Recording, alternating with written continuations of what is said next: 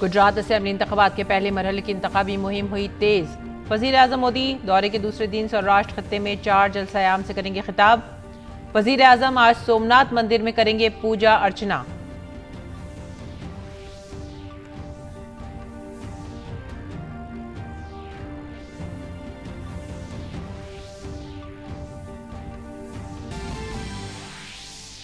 तिरपनवें भारतीय बैनुल-अक़वामी film festival का आज गोवा में होगा इफ्तिताह। फेस्टिवल में मुल्क और दुनिया की बड़ी फिल्मी हस्तियां होंगी शामिल। 9 दिन तक जारी रहने वाले फिल्मी मेले में 79 ममालिक की कुल 280 फिल्में दिखाई जाएंगी।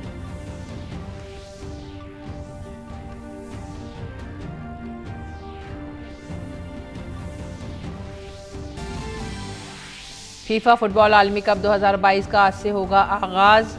18 दिसंबर तक जारी रहने वाले टूर्नामेंट में खिताब के लिए मुकाबले में शामिल होंगी 32 टीमें। मेजबान कतर और इक्वाडोर के दरमियान खेला जाएगा टूर्नामेंट का पहला मुकाबला। नायब सदर जमहूरिया जगदीप धनखड़ इफ्तिताही तकरीब में करेंगे भारत की नुमाइंदगी।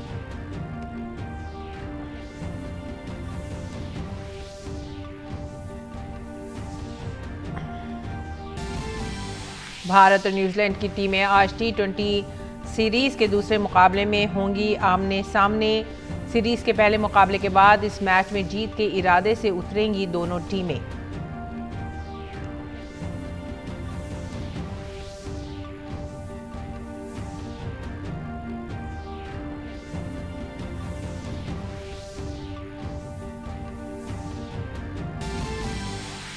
नेपाल में पार्लिमानी और सूबाई असेंबली इंतखाबात के लिए वोटिंग आज। आम इंतखाबात के दौरान पार्लियामेंट की 275 सीटों के लिए होगा इंतखाबात।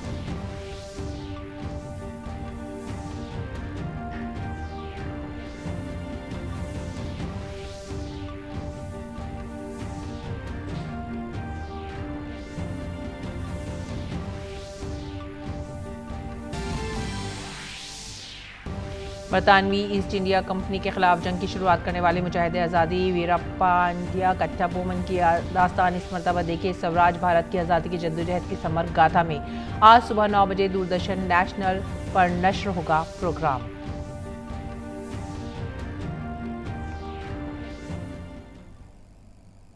आदाब नाजरीन, उर्दू खबरों में आप सभी का खैर मकदम है। मैं हूं सादिया अली। नजर डालते हैं इस वक्त की खास खबरों पर। रियासत में इंतखाबी मुहिम में मसरूफ वजीर आजम मोदी ने कल वापी में रोड शो किया। वजीर आजम नरेंद्र मोदी अपने दौरे गुजरात के दूसरे दिन आज सौराष्ट्र इलाके में 4 अवामी जलसों से खिताब करेंगे। रियासत में इंतखाबी मुहिम के दौरान वजीर आजम मोदी ने कल वापी में रोड शो किया।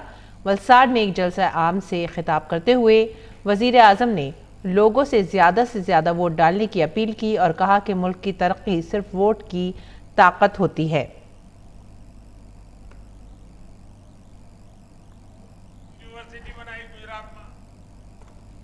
वजीर आजम ने नौजवानों और पहली बार वोट देने वालों से कहा कि वो मुल्क के रोशन मुस्तकबिल के लिए वोट दें। वोटिंग के पहले मरहले के लिए तमाम सियासी जमातों की इंतखाबी मुहिम उरूज पर है। 1 दिसंबर को होने वाले गुजरात असेंबली इंतखाबात के पहले मरहले के लिए कल 788 उम्मीदवार इंतखाबी मैदान में हैं। वजीर आजम का सौराष्ट्र इलाके का दौरा बीजेपी के लिए बहुत अहम है क्योंकि सौराष्ट्र गुजरात में इख्तिदार की कुंजी समझा और माना जाता है।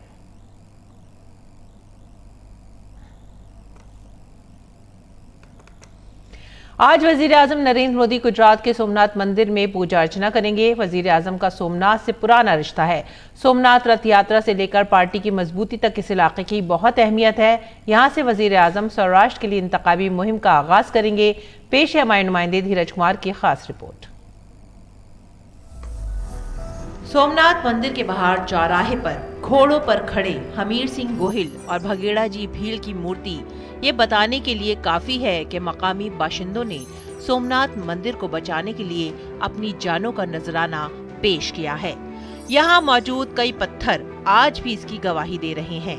12 ज्योतिर्लिंग में से सबसे ज्यादा मशहूर सोमनाथ मंदिर को कई बार लूटा गया, तबाह किया गया, लेकिन ये हमलावर पुराण और ऋग्वेद दौर के इस विरसे के वजूद को मिटा न सके।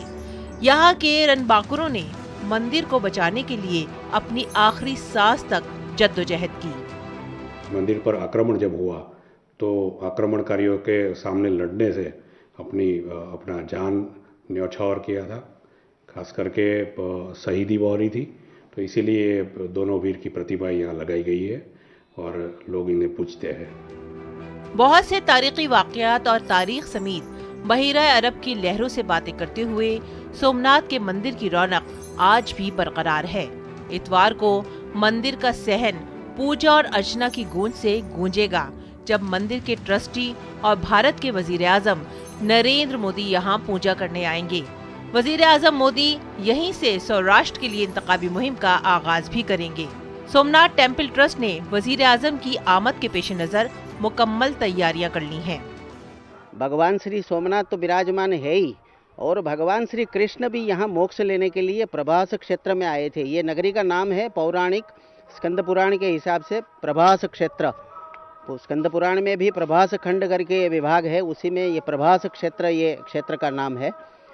और यहाँ भगवान श्री कृष्ण मोक्ष लेने इसलिए आए थे। यहाँ से दक्षिण दिशा की ओर, दक्षिण ध्रुव तक कोई लैंड नहीं है, और अकॉर्डिंग टू हिंदुइज्म दक्षिण दिशा यानी यमलोक, पितृलोक बोलते हैं।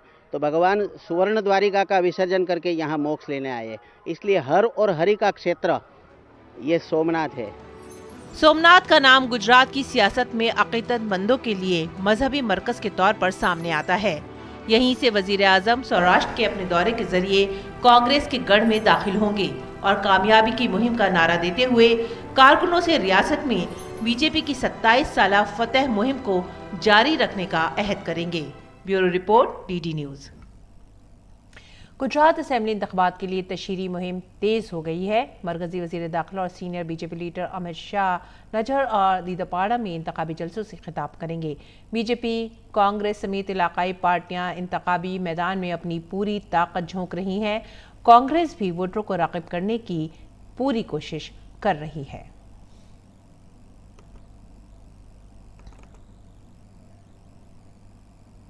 और इलेक्शन कमीशन ने पोस्ट पोल सर्वे के इनेकाद और उनके नताइज की अशात पर पाबंदी आयद कर दी है।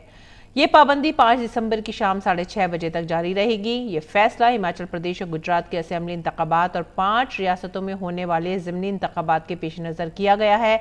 उत्तर प्रदेश, उड़ीसा, राजस्थान, बिहार और छत्तीसगढ़ में ज़िमनी इंतखाबात हो रहे हैं। इलेक्शन कमीशन ने वाज़ेह किया है कि किसी भी इलेक्ट्रॉनिक मीडिया के जरिए इंतखाबात से मुतालिक मामले, रायशुमारी या किसी और किस्म के इंतखाबी जायजे के नताइज नशर करने या दिखाने पर पाबंदी होगी। कमीशन ने इस सिलसिले में इन रियासतों के तमाम चीफ इलेक्टोरल ऑफिसरान को मकतूब भी रवाना किया है। दिल्ली म्युनिसिपल कॉरपोरेशन इंतखाबात के लिए इंतखाबी मुहिम भी जोरों पर है। तमाम सियासी पार्टियां रियासत में वोटरों को अपनी तरफ राग़िब करने की मुसलसल कोशिशें कर रही हैं। आज बीजेपी के कौमी सदर जेपी नड्डा दिल्ली में मुख्तलिफ मकामात पर रोड शो करेंगे। वजीर दिफा और बीजेपी के सीनियर लीडर राजनाथ सिंह भी उत्तम नगर में रोड शो करेंगे।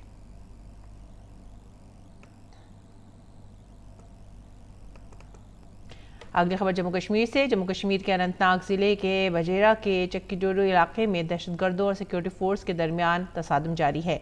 जम्मू कश्मीर पुलिस और फौज की तरफ से मुश्तरका ऑपरेशन चलाया जा रहा है। सलामती दस्तों ने इलाके का मुहासरा कर लिया है और तलाशी मुहिम जारी है।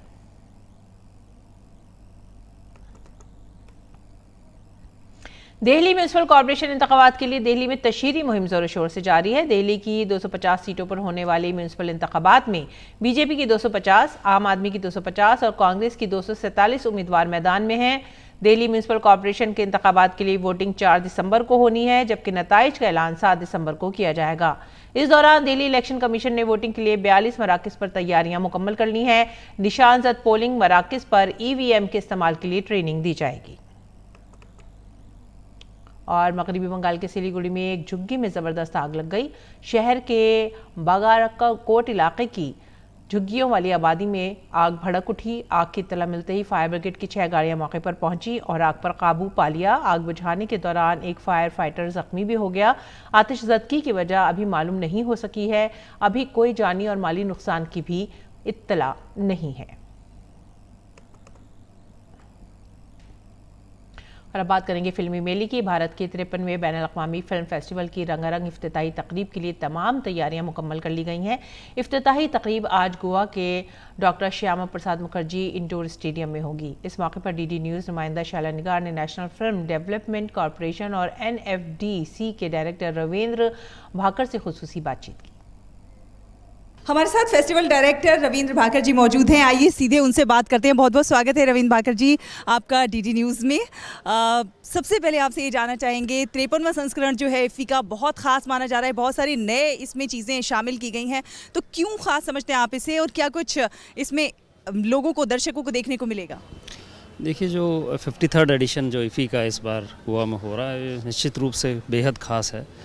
इसमें कई सारी हम नई चीज़ें इसमें ऐड कर रहे हैं, जैसे कि पवेलियंस का जो कॉन्सेप्ट है वो इस बार आया, जहाँ पे विभिन्न देश और हमारे देश के जो राज्य हैं वो अपनी फ़िल्म को प्रमोट करने के लिए इन पवेलियंस का यूज़ कर सकते हैं, अपने आप को एज ए डेस्टिनेशन प्रमोट करने के लिए यूज़ कर सकते हैं। इसके अलावा फ़िल्म बाज़ार में हमने बहुत सारी नई चीज़ें इस बार प्रयास किया है कि वो ऐड हों। Book to box office pavilion, जहाँ जो नामी पब्लिशर्स हैं वो अपनी नॉवेल्स को और अपनी स्टोरीज़ को प्रमोट और पिच कर सकते हैं फिल्म मेकर्स के दौरान, क्योंकि आजकल काफ़ी फ़िल्में जो हैं उपन्यास पर आधारित रहती हैं। उसके अलावा अगर हम बात करें तो 75 क्रिएटिव माइंड्स ऑफ टुमारो, जो एक बहुत ही माननीय मंत्री जी का एक ब्रेन चाइल्ड कॉन्सेप्ट था जो लास्ट इफ़ी में इंट्रोड्यूस किया था, इस बार उनको हमने 53वें संस्करण में 53 घंटे का हमने एक उनको चैलेंज दिया, जिसमें एक शॉर्ट फिल्म जो 5 टीमें हैं वो बनाएंगी और उन फिल्मों को हम शॉर्ट्स टीवी यूके का जो प्लेटफॉर्म है उस पर भी दिखाएंगे, और उसका जो बिहाइंड द सीन्स है वो भी हम काफ़ी 25,000 स्कूलों के आसपास बच्चों को दिखाएंगे, ताकि बच्चे इससे इस मुहिम से प्रेरित हों और फिल्म मेकिंग को वो अपना एक कैरियर अपना सकें।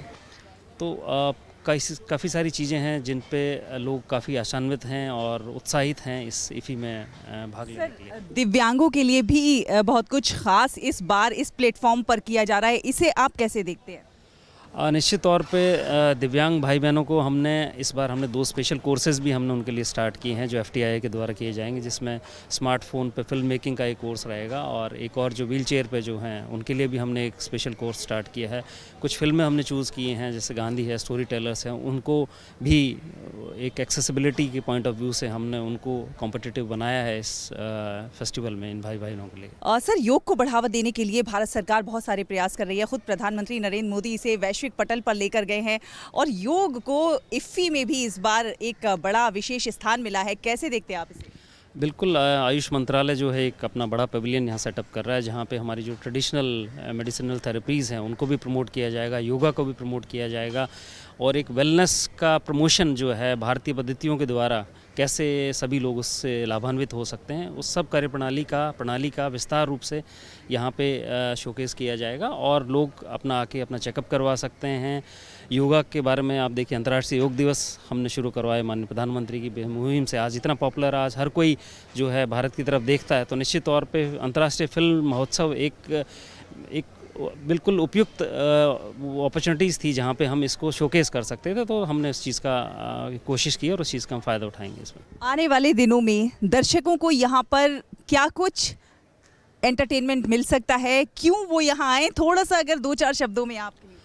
देखिए, इस बार हमने जो फिल्मों का चयन किया है उसमें लगभग 183 अंतर्राष्ट्रीय जो फिल्में हैं, जो ऑस्कर से जो अवार्ड विनिंग फिल्म्स हैं, जो और बाकी मुख्य जो अंतर्राष्ट्रीय फिल्म फेस्टिवल्स हैं उनकी जो अवार्ड विनिंग फिल्में हैं उनको हम इस बार लेके आए हैं, चाहे कांस और वेनिस, इन सब की फिल्में हैं जो लोगों को उपलब्ध रहेंगी। प्लस रेट्रोस्पेक्टिव्स में बहुत महान फिल्मकारों की फिल्में इस बार हमने रखी है जो कि अंतर्राष्ट्रीय सेक्शन के हैं। यूनिसेफ के साथ हमने टाई अप करके बच्चों पे जो फिल्में आधारित रहती हैं, जिस थीम पे एडल्ट्स किस तरीके से उनके मानसिक पटल पर उतरते हैं, उनकी जो चुनौतियाँ हैं उनको देखते हैं, उन सब चीज़ों का भी हमने एक अलग सेक्शन किया है। हॉरर फिल्म्स, एनिमेशन फिल्म्स, तो हर तरीके का एक जो जॉनर है वो हमने इस बार लाने का प्रयास किया है। तो निश्चित तौर पे दर्शक काफ़ी उत्साहित हैं और वो काफ़ी खुश होंगे इन सब हिस्सा बन के। बहुत बहुत धन्यवाद डीडी न्यूज़ से बात करने। दूरदर्शन के सीरियल स्वराज का अगला एपिसोड मुजाहिद आज़ादी वीर पांड्या कट्टबोमन पर मबनी होगा। उन्होंने बरतानवी कंपनी ईस्ट इंडिया कंपनी की गुलामी को कबूल करने से इनकार कर दिया था और उनके खिलाफ जंग छेड़ दी थी। उनकी बहादुरी के बारे में मजीद जानने के लिए हर इतवार को सुबह 9 बजे स्वराज को रात 9 बजे डीडी नेशनल पर देखें। आपको कट्टबोमन को पकड़ना है ना, मैं आपकी सहायता करूंगा।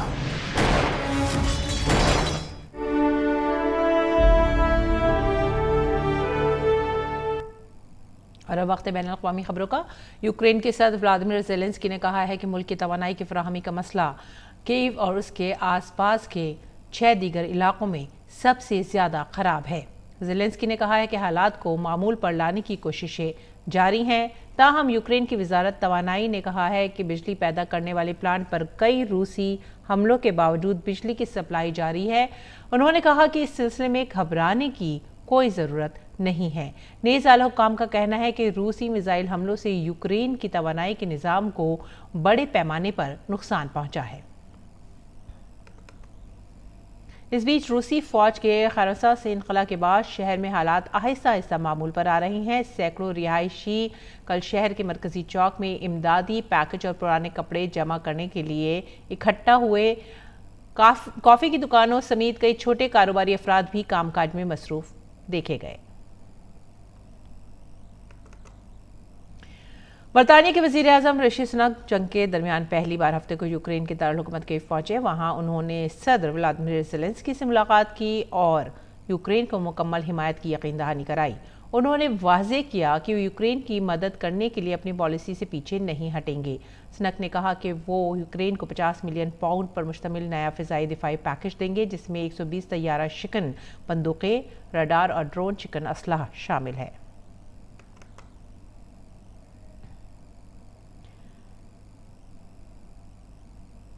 इस दौरान कजाकिस्तान में सदारती ओहदे के लिए आज वोट डाले जा रहे हैं। वहाँ सदर की मुद्दतकार 7 साल होती है। सदर कासिम जोमारत तौकीफ के खिलाफ 5 उम्मीदवार मैदान में हैं। मौजूदा सदर की मुद्दत 2024 में ख़त्म हो जाएगी। तौकीफ 2019 में नूर सुल्तान नज़रबाइफ के मुस्ताफ़ी होने के बाद सदर बने थे। इंतखाबात से कबल के रुझानात के मुताबिक मौजूदा सदर की आसानी से जीत के इशारे मिल रहे हैं। पब्लिक ओपिनियन रिसर्च इंस्टीट्यूट की एक राय आमा के सर्वे में पता चला है कि 78% से ज़्यादा राय दहिंदगान चाहते हैं कि वो सदर मुंतखब हों। रुख करेंगे अब नेपाल का। नेपाल में आम इंतखाबात के लिए वोटिंग आज एक ही मरहले में तय होगी। आम इंतखाबात के दौरान अवाम 275 अरकान को पार्लिमानी और सूबाई असम्बली के लिए मुंतखब करेंगे।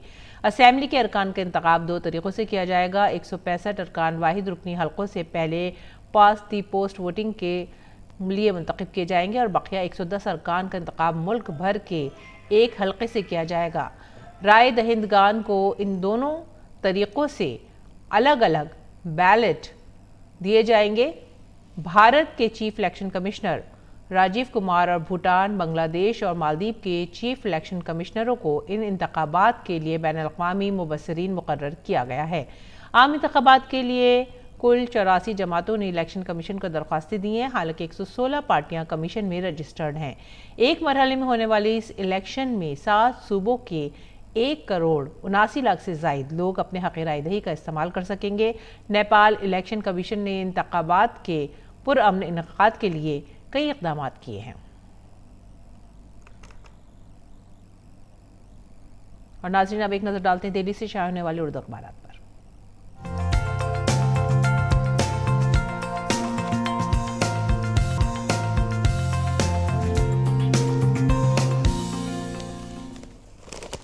उर्दू अखबारात के जायजे में जो सबसे पहली खबर हमने ली है वो है रोज़नामा राष्ट्रीय सहारा से, और ये खबर है वज़ीर आज़म के हाथों ईटानगर में डोनी पोलो एयरपोर्ट का इफ्तिताह। वज़ीर आज़म नरेंद्र मोदी ने अरुणाचल प्रदेश के दारुल-हुकूमत ईटानगर में नौ तामीरशुदा डोनी पोलो हवाई अड्डे का इफ्तिताह किया है। हवाई अड्डे के साथ ही वज़ीर आज़म ने 600 megawatt Kameng hydro electric power plant का भी इफ्तिताह किया है।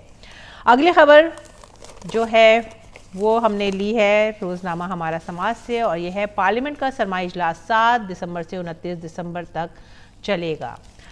जो अगली खबर है हमारा समाज की वो फीफा वर्ल्ड कप से मुताल्लिक़ है, और ये है 32 टीमें एक कप फुटबॉल का महाकुंभ आज से शुरू हो रहा है। फुटबॉल की दुनिया की सबसे बड़ा मुकाबला फीफा वर्ल्ड कप 2022 इतवार को कतर और इक्वाडोर के दरमियान मैच से शुरू होने जा रहा है।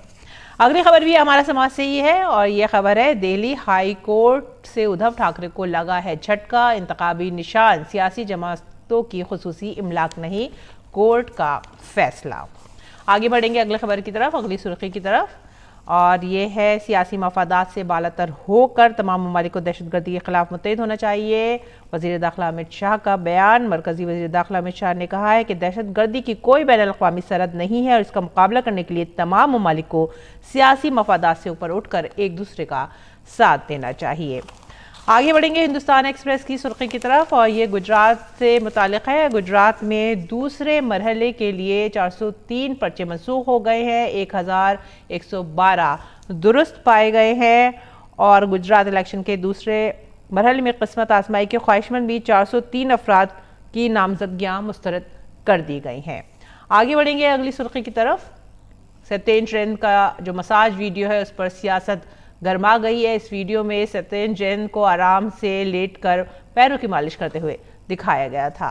आगे बढ़ेंगे अगली खबर की तरफ और ये खबर है काशी तमिल संगमम, जिसका वजीर आज़म का बयान है। उन्होंने बोला है कि मुल्क के इत्तेहाद को तवानाई फराहम करेगा और एक भारत श्रेष्ठ भारत को मज़ीद मुस्तहकम करेगा काशी तमिल संगमम।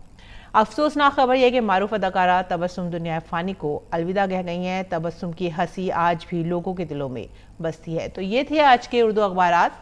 आइए अब रुख करते हैं खेल की खबरों का। खबरें खेल के मैदान से।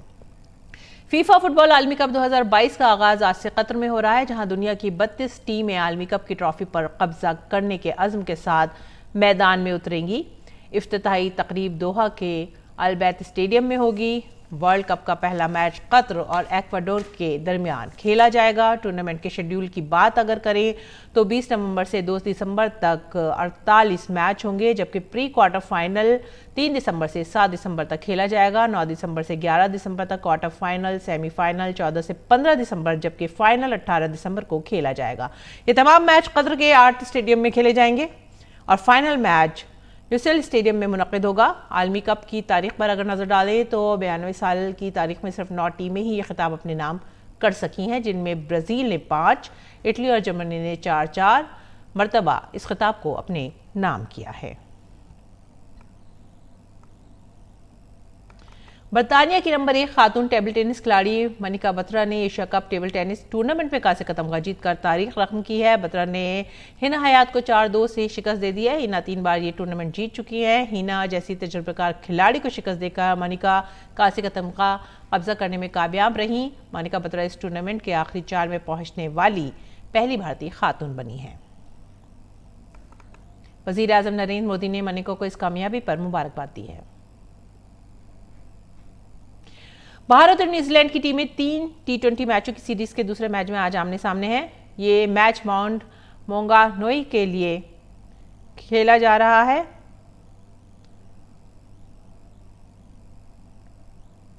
इस सीरीज का पहला मैच बारिश की वजह से नहीं खेला जा सका था। ऐसे में ये मैच काफी दिलचस्प होने की उम्मीद की जा रही है। ये 3 खबरें खेल से और अब मुल्क भर के मौसम का मिजाज।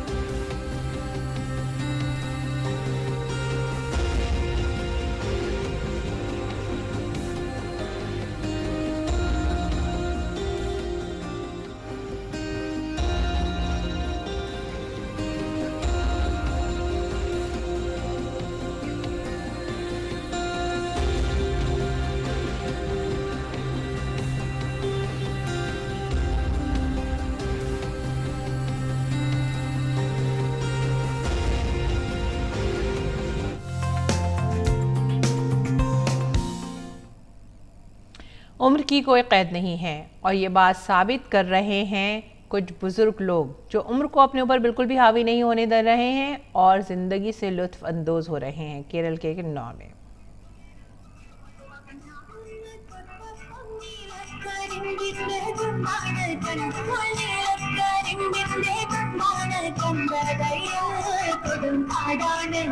കൊടും പാടാണ് കരളിലെന്ന് അറിയും ചന്ദിരനി ഞങ്ങള് കല്യാണ ചെക്കനുണ്ട് ആവ് കല്യാണ ചെക്കനുണ്ട്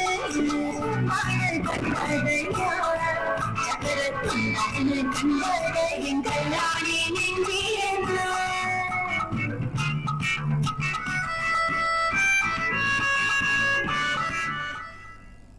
इन बुजुर्ग दादियों के जोश के आगे शायद जवानों का जोश भी कुछ फीका नज़र आ रहा है। और इस खूबसूरत नज़ारे के साथ ये वक्त हो गया आपसे अलविदा कहने का। आप हमारी पूरी टीम को दीजिए इजाज़त। आदाब।